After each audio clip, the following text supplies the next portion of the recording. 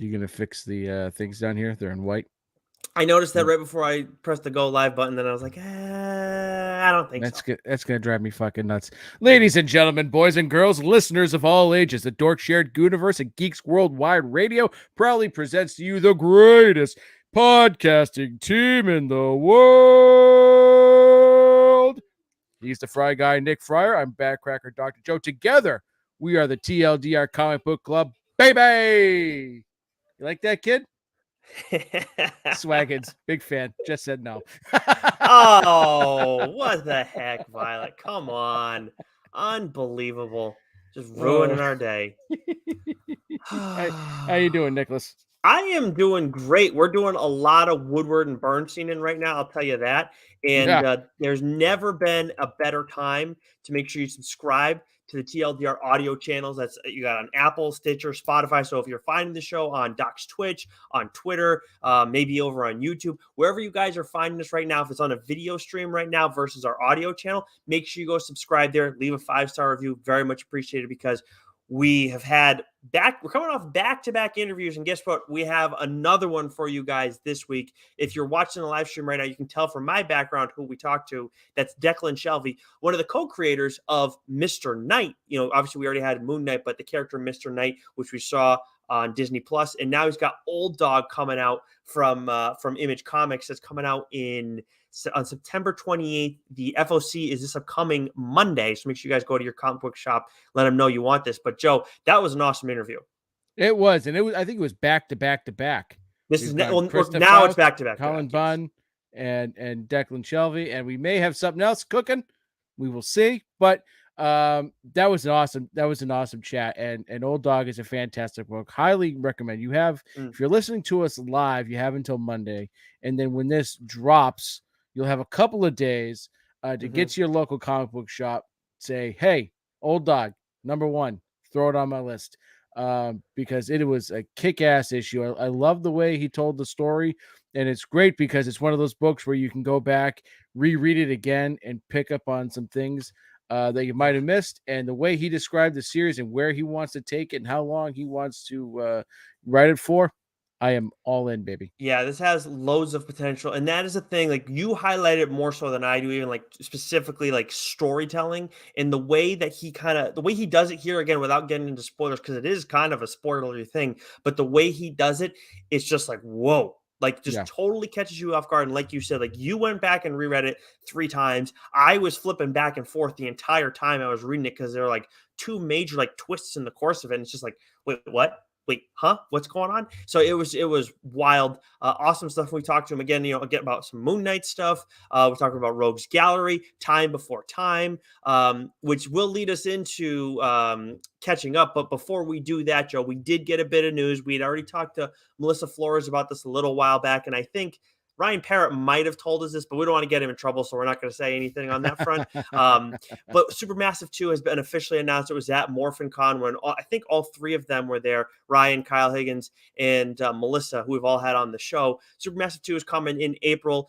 Just your initial thoughts on this. Yeah, I mean, I can't wait. We've already started to see the seeds planted a little bit. Where at least we've had some characters sort of mentioned in the last Radiant Black issue from the other properties. So the first SuperMASSIVE, which was a fun book, and it was funny because like the Dead Lucky was introduced on like the last page of that, and I completely forgotten about it. Yeah.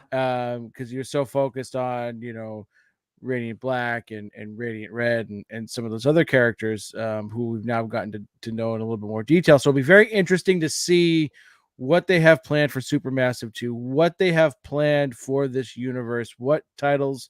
We already know that Radiant Red has been picked up for a second arc. Dead Lucky's just getting started, so we hope that we get more of that and I can't wait to see how Rogue Sun plays into all this. So Fucking Yeah. tremendous. We gotta wait longer though too.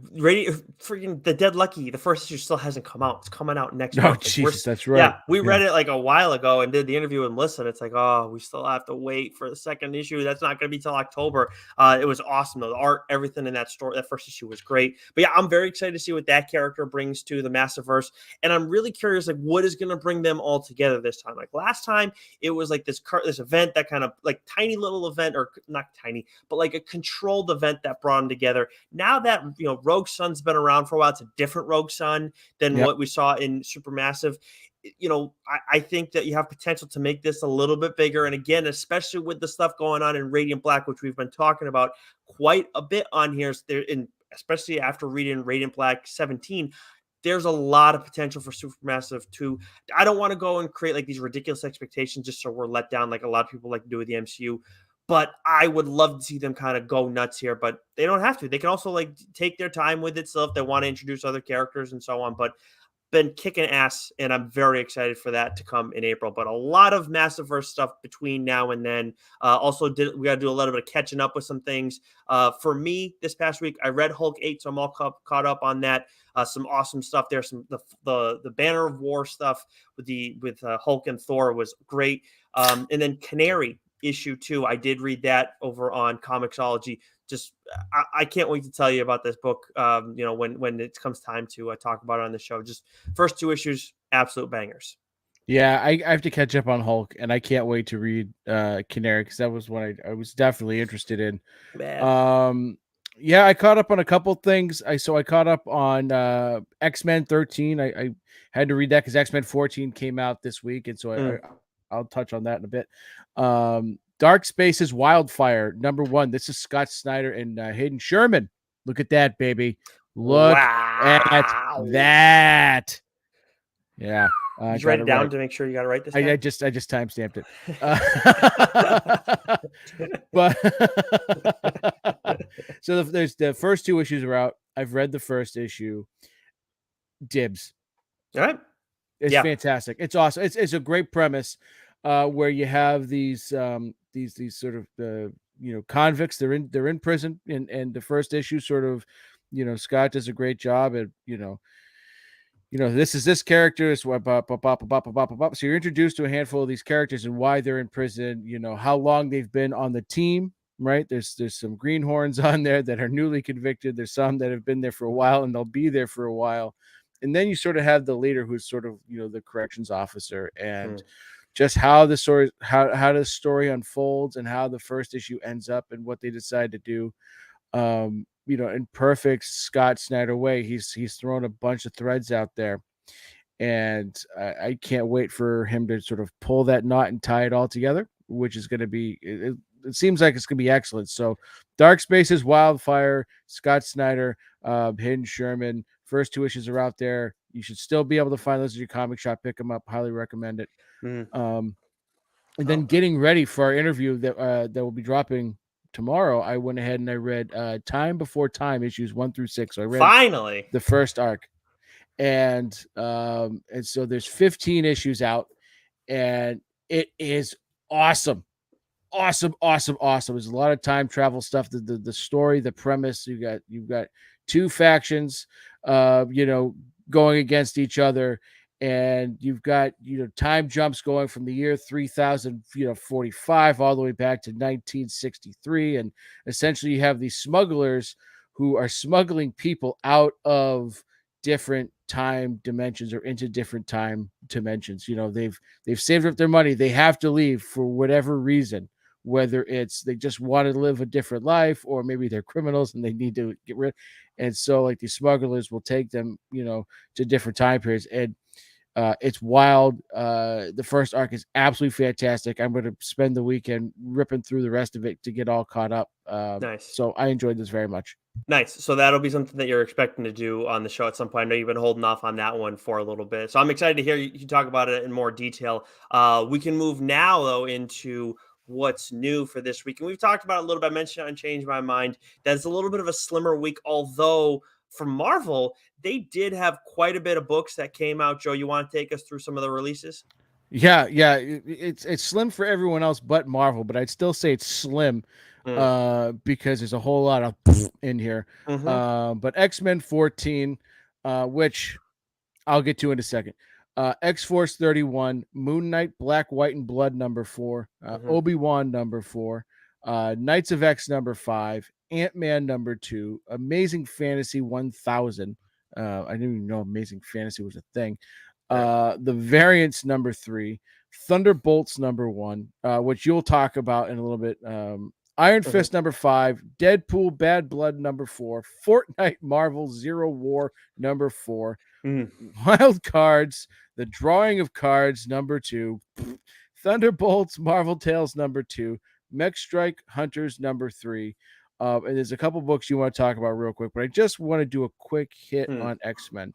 I was out on X-Men probably around issue 8, 9 when Hickman was running. It was just too much. It was the data pages where I Right. couldn't take it anymore, and all the different titles. And then when Duggan took over, I really enjoyed the first arc of X-Men, and I was even enjoying the second arc, but the last several issues um it's been a giant clusterfuck Mm. Really? because now it's not just X-Men anymore. It's now Axe, and it's Eternal. It's everything. And so Oh it's yeah. just like there's so much going on.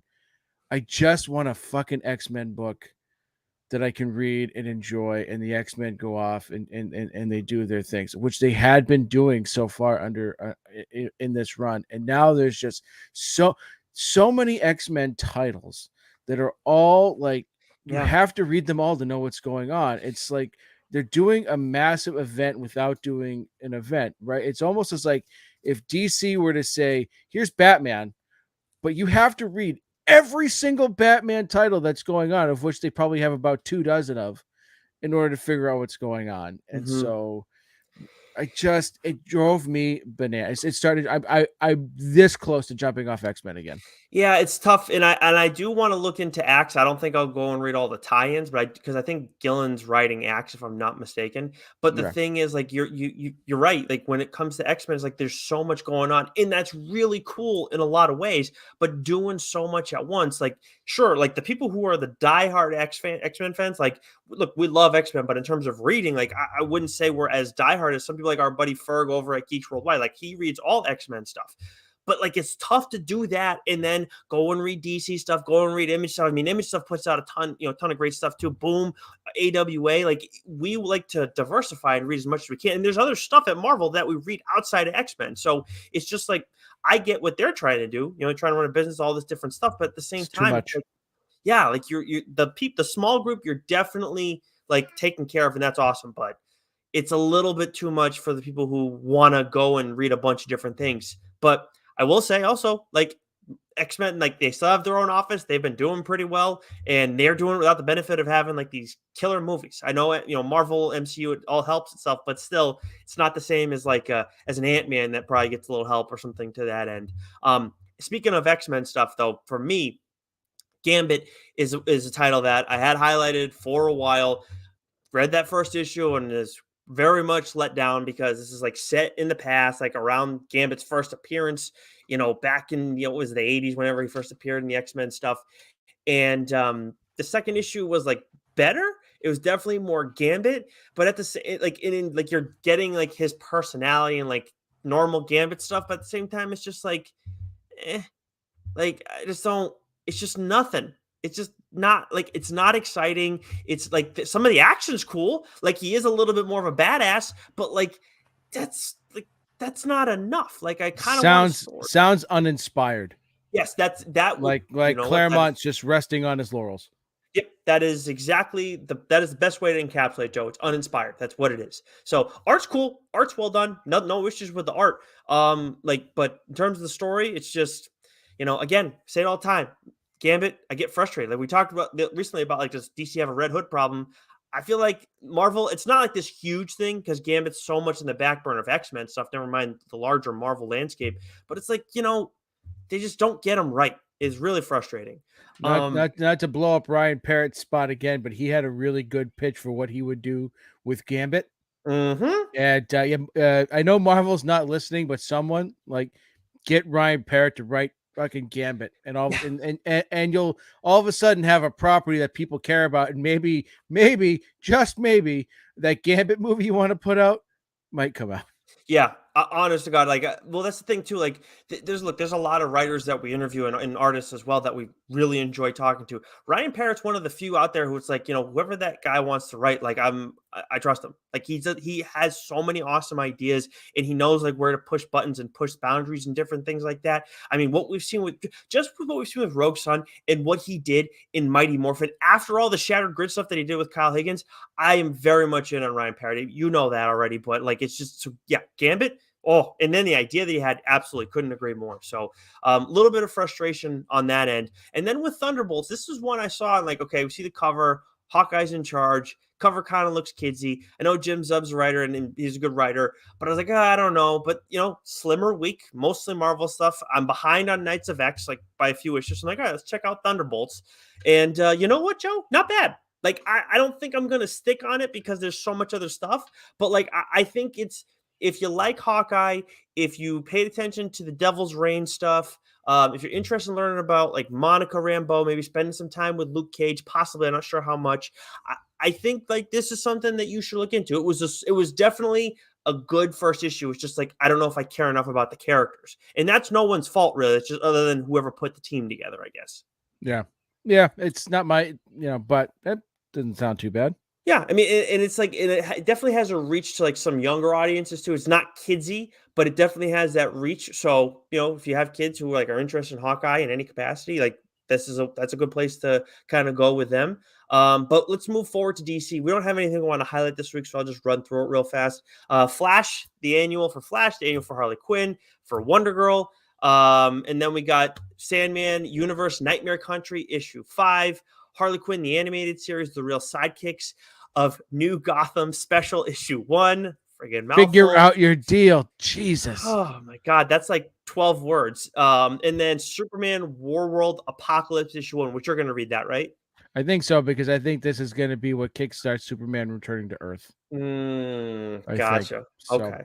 Yeah. Then we look over at Image. We have Ant issue 5, Hellcop issue 10, which, speaking of our guy Ferg, I think he reviewed that for Geeks Worldwide. Loaded Bible, Blood of My Blood issue 6. And then we got Magic Order 3 issue 2. I talked about the Magic Order, the first 2 volumes, mainly just the first volume, but the second volume was just as good, if not better. And I'm going to read the third one. I just don't know if I'm going to trade it, which I do feel bad considering that for all the stuff we talk about with the creators on here. But it's like, this is so awesome. I kind of want to binge this one right off the rip. Nothing from Skybound, right? As far as we know? Nope. Yep. As far as we know. Nope. Boom. We only find them when they're dead issue 13, Power Rangers Unlimited, the Death Ranger issue 1, the Vampire Slayer issue 5, Firefly 20th anniversary special issue 1. And then we each have a book we want to dig into. Why don't you go first? Yeah, so House of Slaughter 8 came out this week, and so I talked about my disappointment with the first arc, and the second arc. So apparently we're in part 3 now, and I'm a little confused by that. But what we've gotten so far, I enjoyed the first several issues, and then the past 2, getting to that point like we're not going anywhere. Huh. It's just dialogue. We need to move the story forward. I'm starting to feel about this arc now how I did about the first arc, and maybe looking back at the first arc and going, maybe it's not as bad as I thought it was. Right? It's losing my attention because nothing's happening. It's just a character on a boat talking to his little possessed creature there, and it's basically the past 2 issues have just been dialogue back and forth. There's been no action. There's been no real moving the plot forward, and I'm starting to lose interest. And it was announced yesterday by Boom that they're coming out with a new series called The Book of Slaughter.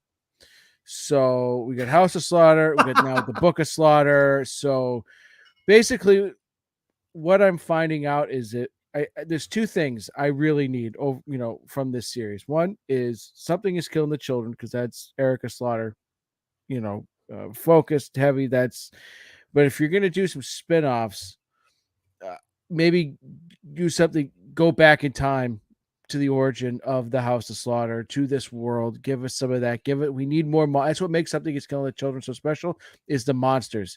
And we're not getting dick right now with that. And so there's a real pacing problem.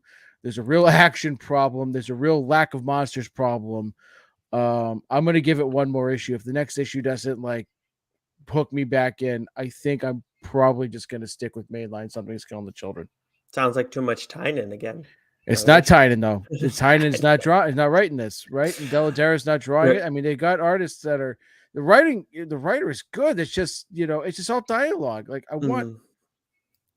So it's the plotting that's the problem. Yeah, the plotting and the pacing is brutal. Yeah. So with the Book of Slaughter, that sounds more like what you kind of want, though. You think you're going to go back and give that a look? I mean, I'm definitely going to read the first issue, right? But like, I'm about to just drop House of Slaughter if it doesn't, really kick it. It's got to kick it up several gears. Book of Slaughter has potential, but we got to see what it's about. And again, like, give us what we want. That's all. Yeah.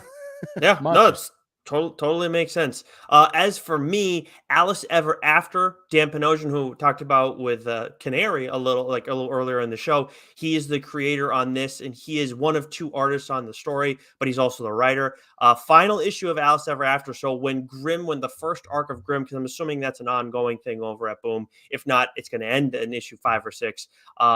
We'll be doing a show on those hopefully at the same time. This was awesome. Like the ending of this is like, man, like, it makes sense, but also it's like, oh wow, you really went that fucking way. This is so like this is everything that you expected to be. It's one of the trippier books that was out there right now. And if you like that kind of thing, like Alice Ever After, when the trade comes together, if you haven't been reading it the whole way through, this is definitely something that'll be worth picking up. And I will talk about more in detail on the show down the line.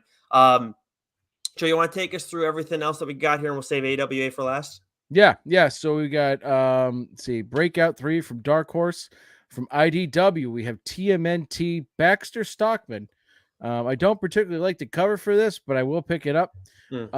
Transformers Last Bot Standing number 4. For you Trekkies out there, Star Trek Picard Stargazer number 1, and D&D Ravenloft Orphan of Agony number 3. That's awesome.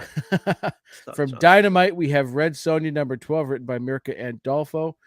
From Comixology, we have Barnstormers number 2 and the All Nighter number 9. Aftershock, we have Dogs of London number 4 and The Ocean Will Take Us number 5. And Vault, a great book, one that I'm considering talking about on the show at some point. West of Sundown number 5. But Nick, from AWA, we have The Joneses number 5. But you want to discuss real quick Devil's Highway Volume 2 number 4. Yep. So this is the penultimate issue of the second arc of this story. And the Benjamin Percy, friend of the show, we've had on a couple times now. He's done a great job with this title. It's one of my favorites that AWA has put out, period. Don't ask me to rank my top 5 because that'd be a little bit too tough right now. But I think it would be in that conversation. And the Sharon, who's one of the two main characters, although she's probably the main character, she is tough, man. She's a badass. And like I've said that on the show when I talked about it at length a little while back.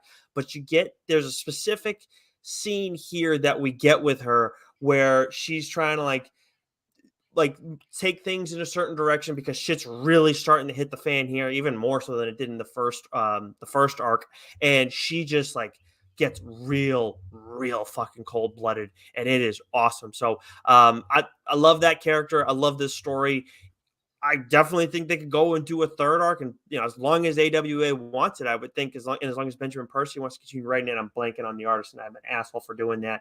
But like as long as they want to keep doing it, like I'm going to keep reading it. This is awesome stuff they have not missed on a single issue yet. We may never do another trade issue on this show again, but if we do, this is high on my list to get to because at this rate we might do 12 mainline episodes this season. Yeah, I mean this year, considering. Yeah. I mean, geez, we could if we really wanted to, we could just like did it all willy-nilly and just said yes to absolutely everything. We wouldn't have to do one until like December again. the email we just got recently. I wouldn't be surprised if we could do like, you know, I think if we wanted to, we could just probably switch to an all interview format and just do that. We could, yeah, and just that, and But then the what's new and solicits. Yeah, we could yeah, but probably. no, I like talking about No, these books. So yeah, we'll probably do a couple mainline stuff, in September and in October. We're gonna mix some of them in, but also we say that, and it's like we have like other interviews that we may do, and then we have one in the hopper that we kind of set up a little bit at Boston Fan Expo, and we haven't yeah, even knocked down that door yet, and one we wanted yeah, to do for a long time. So it's yeah, like yeah, yeah. just never ends. But hey, you know what? We love it, so it doesn't matter, and you guys love it too. So we're just gonna keep fucking doing it, right? Hell yeah, baby. So solicit next week. So until then, Oh, stay sexy. you know it.